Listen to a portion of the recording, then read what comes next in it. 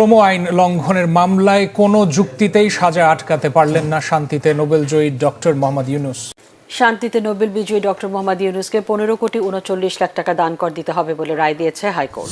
Professor doctor Mohammad Yunus সহ 4 জনের শ্রম আইন লঙ্ঘনের অভিযোগে দায়ের করা মামলায় 6 মাসের কারাদণ্ডের রায় ঘোষণা করেছে আদালত। প্রফেসর ডক্টর মোহাম্মদ ইউনূস বাংলাদেশের প্রধান উপদেষ্টার কারণে যেন কোনো মামলা আইনের বাইরে এটা যেন না হয়, ওনার প্রভাব প্রতিপত্তি দেখিয়ে যেন মামলা প্রত্যাহার করা না হয়।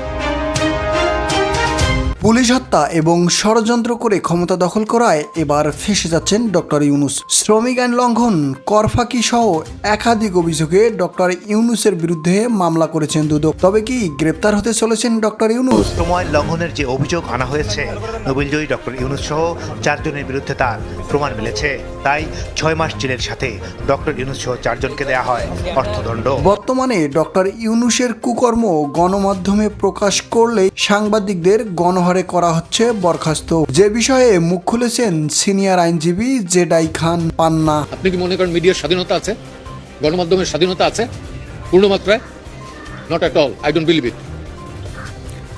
ডক্টর মোহাম্মদ ইউনূসকে গ্রামীণ কল্যাণের কর ফাঁকি বাবদ 666 কোটি টাকা পরিশোধের নির্দেশ দিয়েছেন হাইকোর্ট। তবে অন্তর্বর্তীকালীন সরকার হিসেবে ক্ষমতা গ্রহণের আগে শ্রম আইন লঙ্ঘন, কর ফাঁকি, অর্থ আত্মসাৎ ইত্যাদি একাধিক মামলা ডক্টর ইউনূসের বিরুদ্ধে থাকলেও বর্তমানে সে সকল মামলা চলমানের আদেশ দিয়েছে হাইকোর্ট। আমাদের যে পাওনা যে দাবি আছে 666 কোটি টাকা, সেটা ওনাকে দিতে হবে।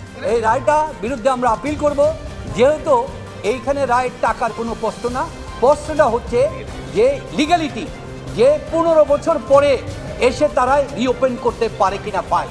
প্রিয় দর্শক, ডক্টর ইউনূসের কর ফাঁকির বিষয়টি আপনারা কিভাবে দেখছেন জানিয়ে দিন আপনার মূল্যবান মতামত আমাদের ভিডিওর কমেন্ট বক্সে। ধন্যবাদ।